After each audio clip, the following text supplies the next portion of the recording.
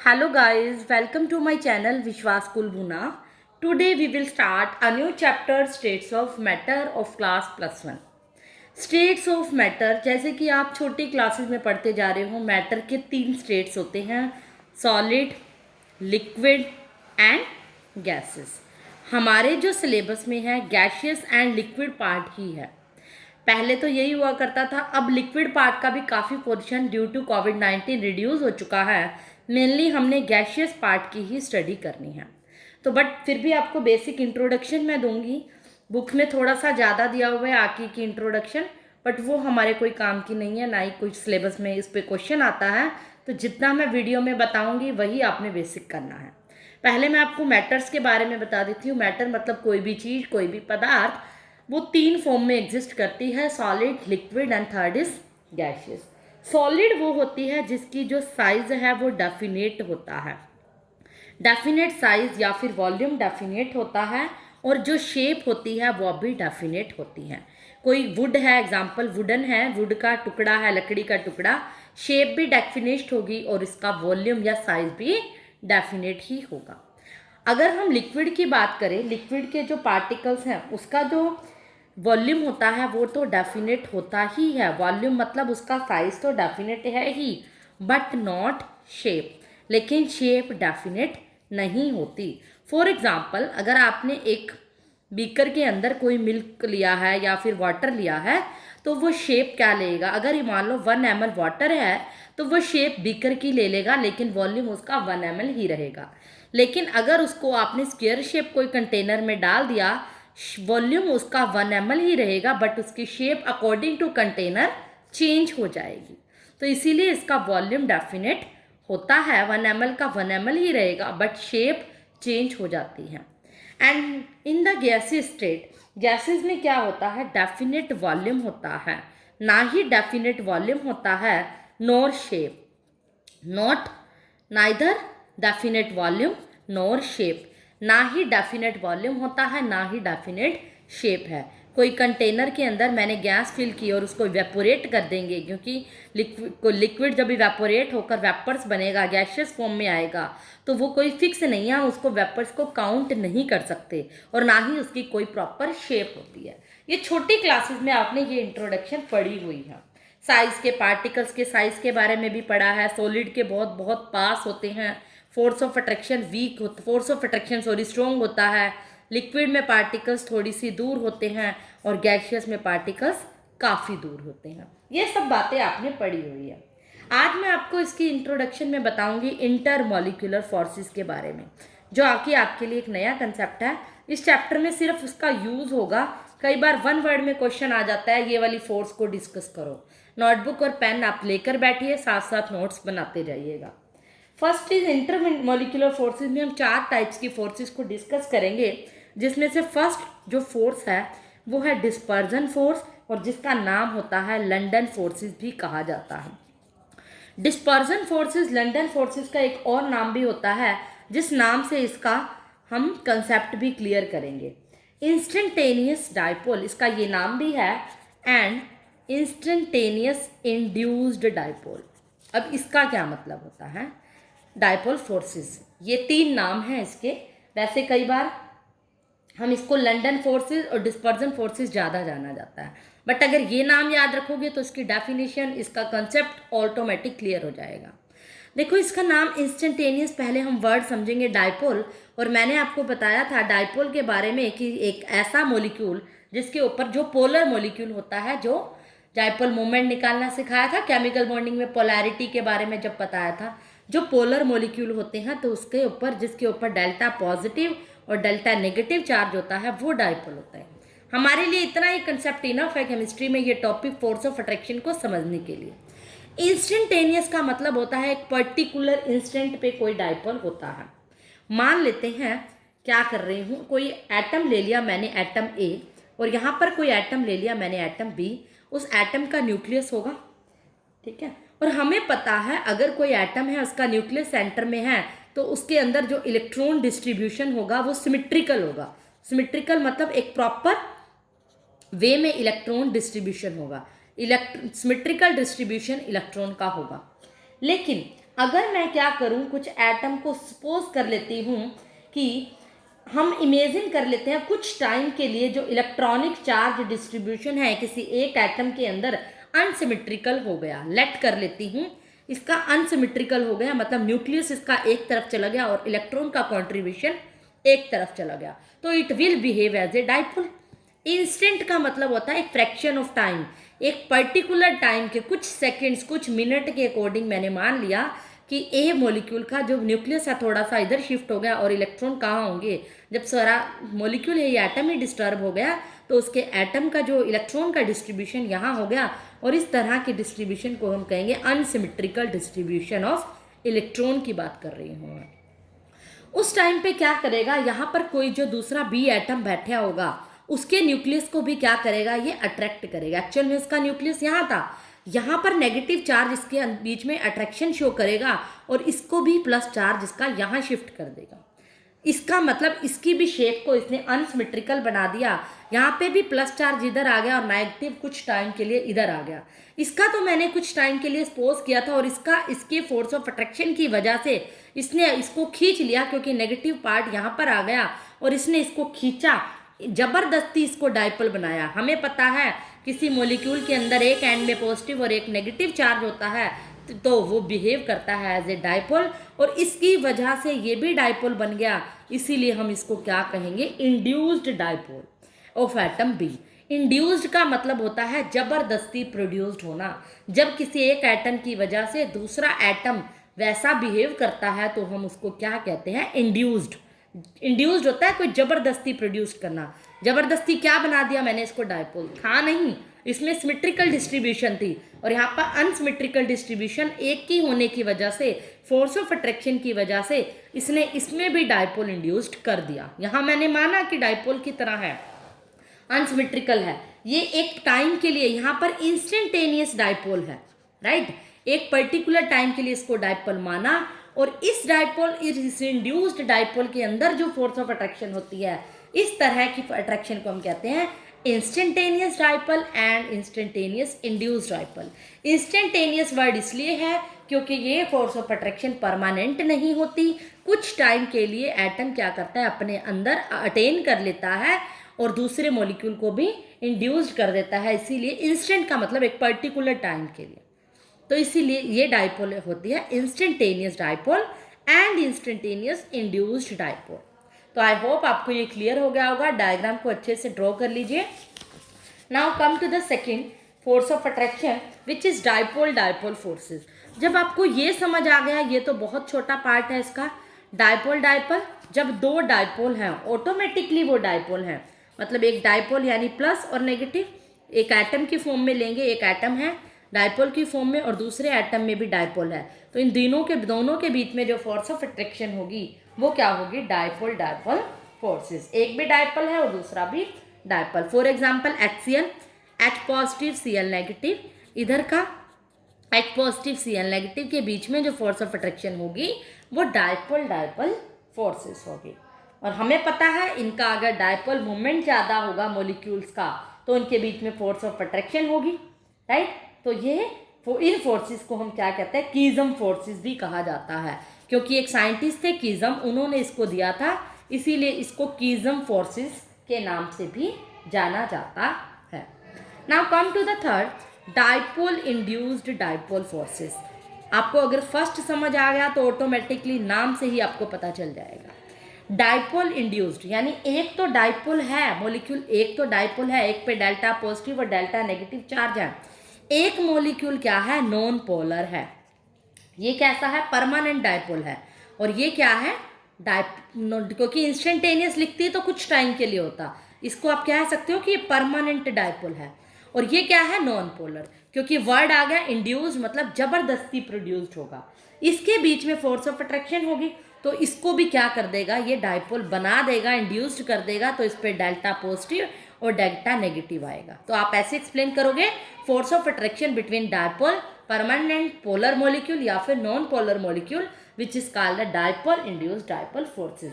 बाकी इसकी लैंग्वेज आपको बहुत अच्छे से बुक में मिल जाएगी, मेरा काम कंसेप्ट को क्लियर करना है, ओके। अब जो ये तो हमने 3 टाइप की फोर्सेस पढ़ी हैं, इन तीनों को कलेक्ट करके, तीनों first plus second plus third, इन तीनों फोर्सेस को हम मिलाकर जो फोर्सेस का नाम होता है वो होता है वैन डर वाल्स फोर्सेस। जो मैग्नीट्यूड होता है हर टाइप का डिपेंड करता है टाइप ऑफ मॉलिक्यूल्स पे, मॉलिक्यूल कैसा है, पोलर है, नॉन पोलर है, या कुछ टाइम के लिए डायपोल है। तो इन तीनों की जो फोर्स ऑफ अट्रैक्शन को मिला के हम क्या कहते हैं, वैन डर वाल्स फोर्सेस।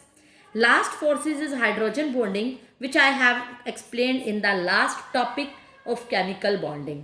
एक बार सिर्फ शॉर्ट में बताऊंगी कि हाइड्रोजन HF है, मान लो HF के बहुत सारे मॉलिक्यूल पड़े हैं, यहाँ पर मैं इंटर मॉलिक्यूल की बात कर रही हूँ। इंटर मॉलिक्यूल और इंट्रा मॉलिक्यूल का कंसेप्ट पिछली वीडियो में मैं बता चुकी हूँ कि मॉलिक्यूल अपने ही बहुत सारे मॉलिक्यूल के बीच में एक हाइड्रोजन और एक इलेक्ट्रोनेगेटिव एलिमेंट के बीच में जो फोर्स ऑफ अट्रैक्शन होगी, that bond is called hydrogen bonding. ये सब था बेसिक हमारा सिर्फ फोर्सेस के बारे में। उसके बाद यहाँ पर मेन पार्ट इस चैप्टर का शुरू होता है। बीच के जो प्रेशर मेजरमेंट वो सब इसके अंदर नहीं है। जो मेन पार्ट है हमारा गैस लॉ से शुरू होता है। जैसे कि मैंने कहा स्टेट्स ऑफ मैटर है, तो इसमें हम गैसियस और लिक्विड स्टेट की बात करेंगे। तो पहला जो हमारा लॉ है गैस लॉ, बहुत सारे लॉ पढ़ने हमने, Boyle's law, Charles law, Gay Lussac law, कुछ लॉ दिए गए थे on the basis of gases. Gases की स्टडी करके कुछ एक्सपेरिमेंटली लॉ दिए थे कुछ साइंटिस्ट हैं। पहला जो लॉ है हमारे सिलेबस में बॉयल्स लॉ। इस लॉ को प्रेशर वॉल्यूम रिलेशनशिप भी कहते हैं, बट ये आपको एग्जाम में नहीं बताया जाएगा कि ये पीवी रिलेशनशिप है, क्योंकि अगर यही बता दिया तो सारा लॉ ही इसमें खत्म हो गया, डेफिनेशन इसमें आ गई। सिर्फ कहा जाएगा एग्जाम क्वेश्चन में स्टेट बॉयल्स लॉ। तो बॉयल्स लॉ, आप इसको याद रखने का एक आसान सी ट्रिक मैं बता रही हूँ। बॉयल्स जो नाम है, सुनने में इसकी प्रोनाउंसिएशन ऐसे लगती है बॉयल, उबलना। किसी चीज़ को उबालते कब है, जब टेम्परेचर की बात होती है। तो यहाँ पर बॉयल है, उबलना है, हीट है, तो मतलब टेम्परेचर यहाँ पर कांस्टेंट रखा जाता है। लॉ है जिनकी स्टेटमेंट हमेशा फिक्स होती है, हमें जस्ट उसे स्टडी करना होता है। यहाँ पर टेम्परेचर कांस्टेंट होगा। यहाँ पर हम गैसेस के केस में प्रेशर, वॉल्यूम और टेम्परेचर या फिर ज़्यादा से ज़्यादा नंबर ऑफ मोल्स की ही बात करते हैं। ज़्यादातर लॉज में प्रेशर, वॉल्यूम और टेम्परेचर का जिक्र किया जाता है। यहाँ पर बॉयल्स मतलब बॉयल, उबालना यानी गर्मी देना, टेम्परेचर देना, हीट देना। तो टेम्परेचर को कांस्टेंट रखा जाता है इस अकॉर्डिंग टू बॉयल्स लॉ, और pressure is inversely proportional to volume at constant temperature. यही इसकी स्टेटमेंट है। अगर पूछा जाए स्टेट बॉयल्स लॉ, तब आप कहोगे it state that at constant temperature pressure is inversely proportional to volume.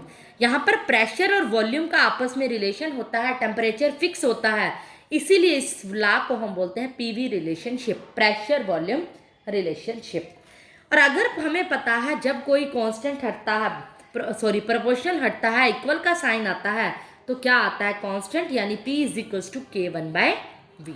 और अगर हम इसको इधर लेके जाएं, PV इज इक्वल्स टू क्या आ जाएगा कि K, यानी PV इक्वल टू क्या आ जाएगा कांस्टेंट, यानी PV की वैल्यू क्या हो गई कांस्टेंट। यही था हमारा बॉयल्स लॉ, मेन स्टेटमेंट ये है। ये आ गया तो ऑटोमेटिकली ये इक्वेशन डिराइव हो गई। तो अगर मान लो मेरे पास दो गैसेस है, जैसे कि मैंने बॉयल्स लॉ का अभी आपको डेरिवेशन बताया, PV इक्वल टू कांस्टेंट होता है। कांस्टेंट वो क्या है, K भी हो सकता है, ठीक है, कांस्टेंट भी लिख सकते हो। मैंने कहा कि दो गैसेस हैं, तो दोनों गैसेस का अपना अपना प्रेशर होगा, अपना अपना वॉल्यूम होगा। पहली गैस का P1V1, दूसरी गैस का क्या होगा P2V2, और कांस्टेंट क्या रहेगा बराबर। अगर मैं इसको इस तरह से इक्वेशन को डिवाइड में ले जाऊँ तो क्या आएगा V2/V1। आपको ये न्यूमेरिकल में फॉर्मूला यूज होगा, P1/P2 equal to P1/P2 equal to क्या होगा V2/V1। क्लियर, ये इसका फॉर्मूला न्यूमेरिकल में काम आएगा, फिर से बता रही हूँ। उसके बाद आता है इसका ग्राफिकल रिप्रेजेंटेशन। अगर हम ग्राफ प्लॉट करें इस लॉ का, बॉयल्स लॉ का, तो कैसे बनेगा। देखो मैंने पहली स्टेटमेंट बताई, P is inversely proportional to V, यानी कि अगर मैं प्रेशर बढ़ाऊंगी, इस बात से मुझे ये समझ आ रहा है कि अगर मैं प्रेशर बढ़ाऊंगी तो वॉल्यूम घटेगा। तो ऑब्वियसली बड़ा सिंपल सा ग्राफ है प्रेशर और वॉल्यूम के बीच में, तो कर्व कैसी आएगी इस तरह से। यहाँ अगर मैं प्रेशर बढ़ाती जा रही हूँ तो वॉल्यूम की तरफ क्या हो रहा है, घट रहा है क्योंकि P is inversely proportional to V होता है। अगर यहाँ पर मैं टेम्परेचर कांस्टेंट ही रखना पड़ता है, बहुत सारे टेम्परेचर के लिए मैं क्या कर सकती हूँ, इस कर्व को प्लॉट कर सकती हूँ। हो सकता है एक टेम्परेचर पे ये कर्व आए, तो बहुत सारे टेम्परेचर की जो कर्व आएगी वो यही आएगी।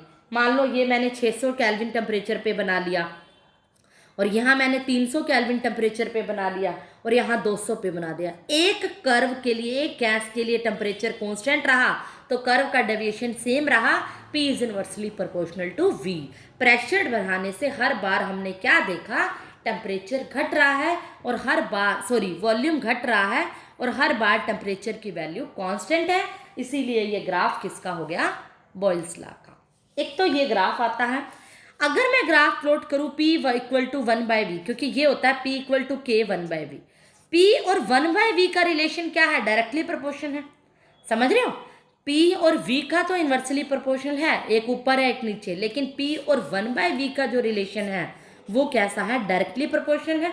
1/V की बात कर रहे हो, तो प्रेशर बढ़ाओगे तो 1/V भी बढ़ेगा, क्योंकि इक्वल में है, डायरेक्टली प्रोपोर्शनल में है। तो इसीलिए कर्व जो आएगी वो स्ट्रेट लाइन आएगी।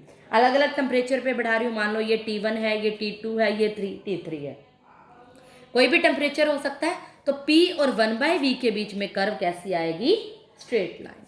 लेकिन अगर मैं ग्राफ बनाती हूँ PV वर्सेस P के बीच में, PV मैंने बताया था PV इक्वल टू KB होता है, तो PV का प्रेशर के वर्सेस अगर ग्राफ बनाया, एक्सपेरिमेंटली ऐसा देखा गया कि जो कर्व आई, एक कांस्टेंट कर्व आई, उस पर कोई फर्क नहीं पड़ा।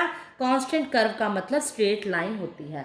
मान लो ये टेम्परेचर T1 है और ये T2 है, T2 ज़्यादा है इसलिए ऊपर आ गई कर्व, तो यहाँ पे T2 is greater than T1, ये मेंशन भी कर सकते हो। बाकी हमें पता है बॉयल्स लॉ है तो टेम्परेचर तो कांस्टेंट ही रहेगा एक पर्टिकुलर कर्व के लिए। तो ये 3 ग्राफ आप बॉयल्स लॉ के लिए करोगे। मेनली ये फर्स्ट और सेकेंड ही ग्राफ है, ये फर्स्ट और सेकेंड ग्राफ ज़्यादा इंपॉर्टेंट है। Now come to the practical significance of Boyle's law. Practical significance का मतलब होता है हम डेली लाइफ में कहाँ यूज़ करते हैं बॉयल्स लॉ को।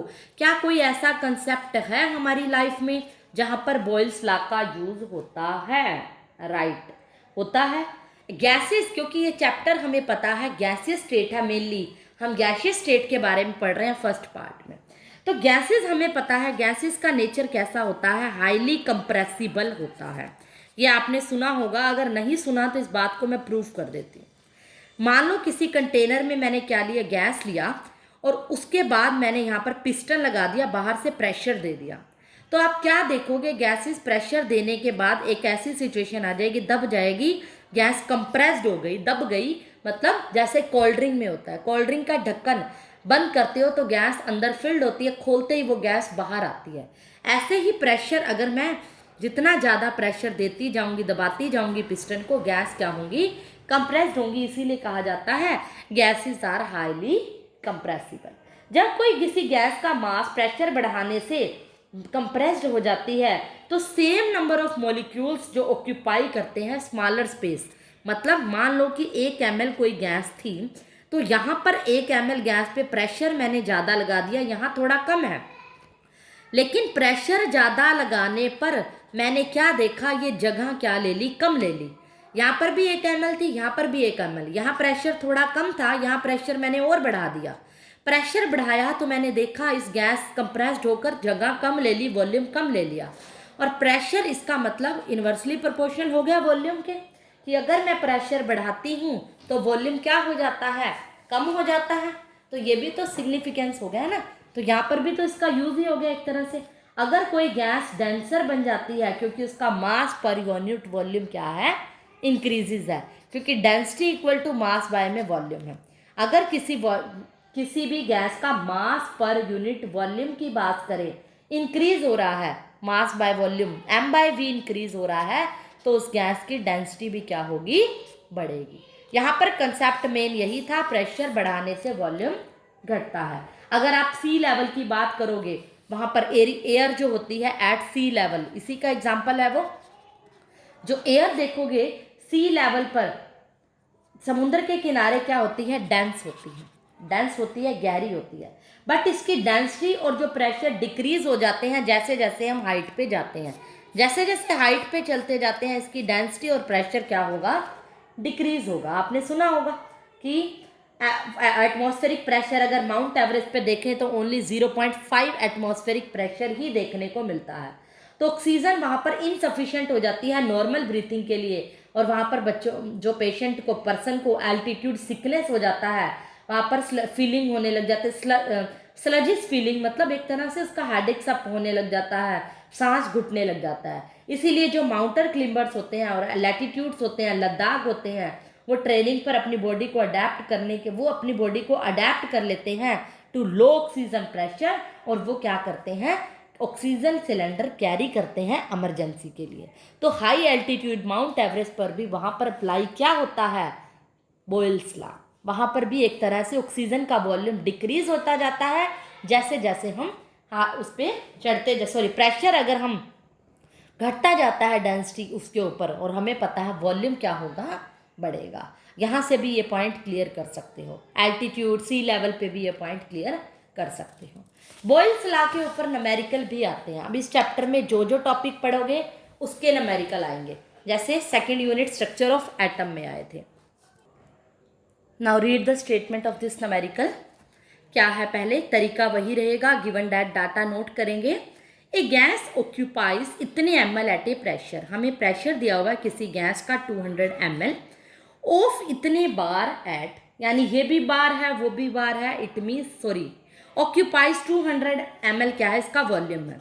ये वॉल्यूम दिया हुआ है और ये प्रेशर दिया हुआ है मुझे उस गैस का 0.820 बार। टेम्परेचर भी दिया हुआ है, मुझे नहीं पता कि ये बॉयल्स लॉ का न्यूमेरिकल है, मैं तो नोट कर रही हूँ सब कुछ। How much volume will it occupy, एक वॉल्यूम दे रखा है, दूसरा निकालना है, इसका मतलब क्या कह रहा है, दूसरा निकालो। When it such external pressure, तब उस टाइम पे प्रेशर यानी दूसरा हो गया। अब ये पहला हो गया और ये दूसरा प्रेशर हो गया। एट सेम टेम्परेचर, मतलब टेम्परेचर क्या है, कांस्टेंट। और आपको मैंने बताया था किस लॉ में टेम्परेचर कांस्टेंट होता है, Boyle's law. Applying Boyle's law, P is inversely proportional to T at constant temperature. तो क्या था, P1 V1 क्योंकि दो हैं यहाँ पर, equal to P2 V2 equal to K। यही था, P1 by P2 equal to V2 bye V1। निकालना क्या है हमने, V2, जिसको निकालना है उसको एक तरफ। V2 क्या होगा, P1 by P2 into V1, putting these value. P1 की वैल्यू 0.820, V1 की वैल्यू 200, ऊपर डाटा में सब गिवन है। P2 की वैल्यू 1.025 बार। सबकी यूनिट सेम है, सॉल्व करके डायरेक्ट कैलकुलेशन अगर मैं बताऊं तो 160 आएगा, बिकॉज इट इज वॉल्यूम, तो आंसर इज ml। तो ये था बॉयल्स लॉ का न्यूमेरिकल, बड़े ही सिंपल न्यूमेरिकल आपको देखने को मिलेंगे। ये था बॉयल्स लॉ। जो सेकंड लॉ इसके अंदर आता है वो है चार्ल्स लॉ। चार्ल्स लॉ बड़ा ही इंपॉर्टेंट है ये भी। इसको हम वॉल्यूम टेम्परेचर रिलेशनशिप बोलते हैं। सिमिलरली उसी की तरह जैसे मैंने वॉल्यूम और टी लेकिन कहा था ये एग्जाम में नहीं दिया होगा स्टेट चार्ल्स लॉ। पहले इसकी मैं सीधी सादी एक डेफिनेशन बता दूं।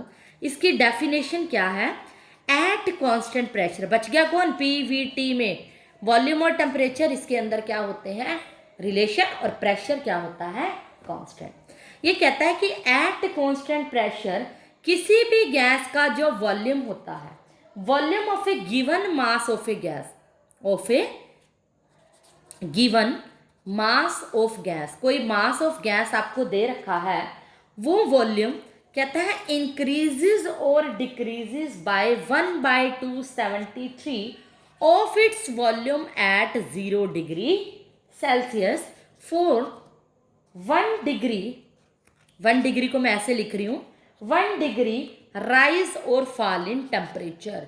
बड़ी ही इंपॉर्टेंट डेफिनेशन है बट टफ नहीं है, बड़े अच्छे से समझना। इसने क्या कहा, एट कांस्टेंट प्रेशर, जब प्रेशर क्या होगा, कांस्टेंट होगा, किसी भी गिवन मास गैस की कोई मास दे दिया 2 ml 6 ml, उसका मास दे दिया ग्राम के अंदर, उसका वॉल्यूम इंक्रीज करता है और डिक्रीज करता है। कोई भी गैस का गिवन मास है, ऑफ गैस है, कोई गैस है जिसका मास गिवन है, उसका वॉल्यूम कहता है इंक्रीज और डिक्रीज करता है, कितना, 1/273 of volume at 0 degree Celsius, जितना उस गैस का वॉल्यूम 0 डिग्री सेल्सियस के ऊपर है। तो मैं मान लेती हूँ उस टेम्परेचर के according let volume of gas at 0 degree Celsius equal to V0। यानी कि इनिशियल वॉल्यूम मैंने मान लिया V nought volume given mass का 0 डिग्री सेल्सियस के ऊपर है। कहता है वो जो वॉल्यूम होगा चार्ल्स लॉ के अकॉर्डिंग ये इनिशियल वॉल्यूम का 1/273 पार्ट इंक्रीज और डिक्रीज होगा फॉर 1 डिग्री राइज और फॉल इन टेम्परेचर। देखो फॉर 1 डिग्री राइज और फॉल इन टेम्परेचर मतलब जब मैंने 1 डिग्री सेल्सियस टेम्परेचर बढ़ाया है तब ये सिचुएशन होती है कि मेरा वॉल्यूम जो होगा वो ऐसा होगा। तो इसी से हमें पता चल गया अगर मैं T डिग्री सेल्सियस टेम्परेचर बढ़ाऊंगी तो VT कितना होगा V0/273 मल्टीप्लाई T। जब मैंने 1 डिग्री कराया तो मल्टीप्लाई 1 हो गया, T डिग्री बढ़ाया तो मल्टीप्लाई T हो गया। तो हमारा टोटल वॉल्यूम क्या होगा इनिशियल प्लस में फाइनल वॉल्यूम। इनिशियल वॉल्यूम यानी इक्वेशन नंबर 1 और फाइनल वॉल्यूम मतलब इक्वेशन नंबर 2। तो मैं इन दोनों इक्वेशन को ऐड कर रही हूँ। बड़े अच्छे से वीडियो को पॉज करके ये कंसेप्ट समझना है। VT क्या होगा मेरा V नोट इनिशियल वॉल्यूम और final volume V nought into T by में 273। तो एक बार फिर से मैं बता देती हूँ, आपने इसको इक्वेशन नंबर 1 ना मान रही, मैं इसको मान रही हूँ। मैंने क्या कहा कि कांस्टेंट प्रेशर पे किसी गैस का given mass of A gas का वॉल्यूम इंक्रीज और डिक्रीज होता है 1/273। अगर 0 डिग्री सेल्सियस पे मैंने उसका वॉल्यूम V नोट मान लिया तो 1 डिग्री पे क्या कहता है 1/273 इंक्रीज या डिक्रीज होता है किसका इनिशियल वॉल्यूम का। इनिशियल मतलब 0 वाले का V नोट बाय 273। T पे क्या होगा V नोट बाय 273 इंटू 2। तो इक्वेशन इनिशियल ये है, फाइनल ये होता है। दोनों को ऐड कर दिया तो मेरे पास ये इक्वेशन आ गई। अब दोनों इक्वेशन में V नोट कॉमन है तो टर्म बन जाएगी 1 + T/273। तो यही ये क्या है चार्ल्स लॉ की इक्वेशन है। तो अल्टीमेटली V नोट भी कांस्टेंट, ये भी कांस्टेंट, ये भी, तो हम ये भी कह सकते हैं V is directly proportional to T at constant pressure. अगर शॉर्ट में पूछी जाए वन वर्ड में तो volume is directly proportional to T temperature at constant pressure. इसी के अंदर एक टर्म आती है, इसी फॉर्मूले से मैं एक डिराइव करूंगी एब्सोल्यूट और केल्विन स्केल ऑफ टेम्परेचर के बारे में। एक टर्म पूछ लेता है कई बार, एब्सोल्यूट और केल्विन स्केल ऑफ टेम्परेचर क्या होता है। हमें पता चल रहा है केल्विन और एब्सोल्यूट क्या होती है, टेम्परेचर की यूनिट होती है। इसके ग्राफ से ये बात अच्छे से क्लियर हो जाएगी आपको। इस इक्वेशन और ग्राफ अगर मैं प्लॉट करूंगी, पहले इक्वेशन में लेके चल रही हूँ, ये मान लेते हैं जब हम इसका ग्राफ प्लॉट करेंगे तो हमें इस तरह से कुछ V और T के बीच में मैं बनाऊंगी, लेकिन मान लेती हूँ कि वो टेम्परेचर जहाँ पर वॉल्यूम 0 हो जाता है, मैं ये सपोज करके देखती हूँ पहले मैं वो टेम्परेचर निकालूं जहाँ पर वॉल्यूम क्या है 0, क्योंकि डेफिनेशन क्या स्टार्ट हो रही थी V नोट यहाँ पर 0 डिग्री सेल्सियस टेम्परेचर था, यही थी। जब 0 डिग्री टेम्परेचर है तो हमारा इनिशियल वॉल्यूम है। तो मैं इस इक्वेशन के अंदर मेरे पास जो इक्वेशन नंबर 3 आई है उसमें टेम्परेचर की वैल्यू 0 डिग्री पुट करती हूँ तो मैं वॉल्यूम देखती हूँ क्या आएगा। बात आ रही है मेरी? यानी कि अगर मैं वॉल्यूम V नोट को अगर मैं 0 पुट करती हूँ, V नोट को 0 कब आएगा जब मेरा वॉल्यूम क्या होगा। देखो अगर मैं टेम्परेचर को -273 पुट कर दूँ, यहाँ से क्लियर होगा, तो क्या होगा V नोट 1, ये भी 1, 1 - 1 क्या होगा 0, यानी मेरी VT की वैल्यू क्या आएगी 0। यानी मेरा वॉल्यूम VT 0 कब हुआ जब मैंने किसको क्या रखा, टेम्परेचर को -273 रखा, राइट, क्योंकि 0 वॉल्यूम की बात कर रही हूँ। ये लाइन वो एक्सप्लोरेट करती है जब लोअर टेम्परेचर होता है, यानी 0 वॉल्यूम, टेम्परेचर भी बहुत कम है और वॉल्यूम भी 0 है। तो अगर मैं इसका ग्राफ प्लॉट करूं, यहाँ पर कुछ सेल्सियस स्केल बनाऊं, यहाँ पर 0 डिग्री सेल्सियस बनाऊं और यहाँ पर 100, यहाँ 200, 300 इस तरह से ग्राफ प्लॉट करूं और यहाँ पर नेगेटिव में कर लूँ -100, -200, -300, और हमें पता है ये कर्व कौन सी है, वॉल्यूम की है। और मैंने कहा वॉल्यूम 0 कब होगा, इस पॉइंट पे 0 है, तब टेम्परेचर क्या है -273। हमें पता है वॉल्यूम और टेम्परेचर का रिलेशन डायरेक्टली प्रोपोर्शनल है, तो कर्व तो स्ट्रेट ही आएगी, लेकिन -273 पे वॉल्यूम 0 आ रहा है। वॉल्यूम 0 कब आ रहा है, ये कर्व टेम्परेचर की है जब टेम्परेचर -273 है। 200 और 300 के बीच में एक पॉइंट ऐसा होगा, ये वाला मान लिया मैंने, ये पॉइंट को मैं डॉटेड लाइन से दिखा रही हूँ, ये पॉइंट है -273 डिग्री सेल्सियस। ये स्केल, ये पॉइंट ऐसा पॉइंट है टेम्परेचर जहाँ पर वॉल्यूम की वैल्यू क्या आती है, 0 डिग्री सेल्सियस। तो क्लियर हुआ। ये जो पॉइंट है लोवेस्ट पॉसिबल टेम्परेचर है, below this temperature volume will become negative.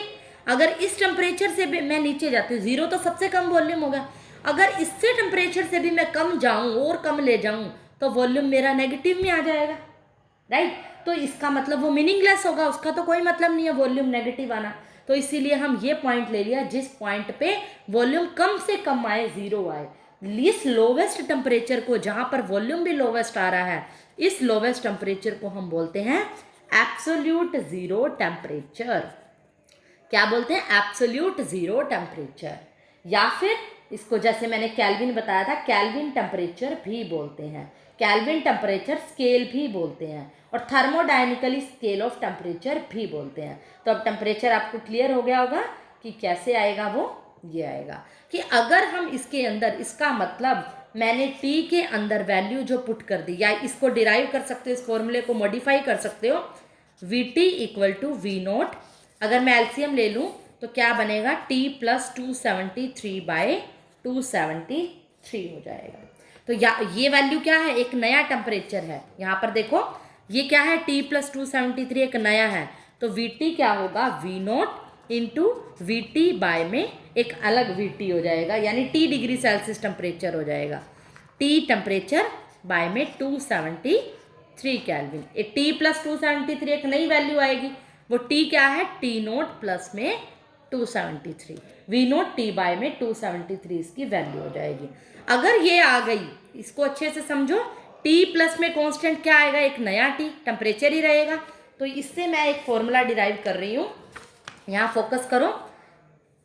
We क्या भी मैंने डिराइव किया, V T equal to V nought capital T by में टी नोट, और ये कैपिटल टी किसके बराबर है, स्मॉल टी प्लस 273 के।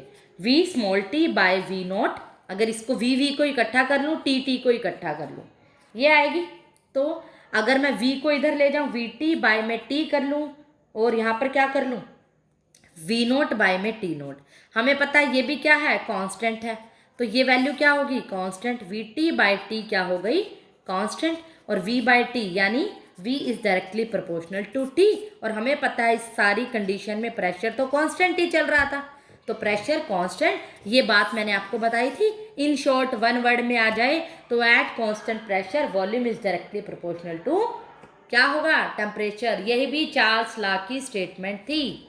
चार्ल्स लॉ का अगर इसकी मॉडिफाई दो गैसेज हो जाएं, जैसे V1 equal to T1 constant, V2 equal to T2, दोनों इक्वेशन को डिवाइड करो, V1 by V2 equal to T1 by T2। अगर आपके पास दो गैसेज हैं तो चार्ल्स लॉ का ग्राफ भी आप प्लॉट कर सकते हो, सॉरी इसके न्यूमेरिकल भी आप कर सकते हो।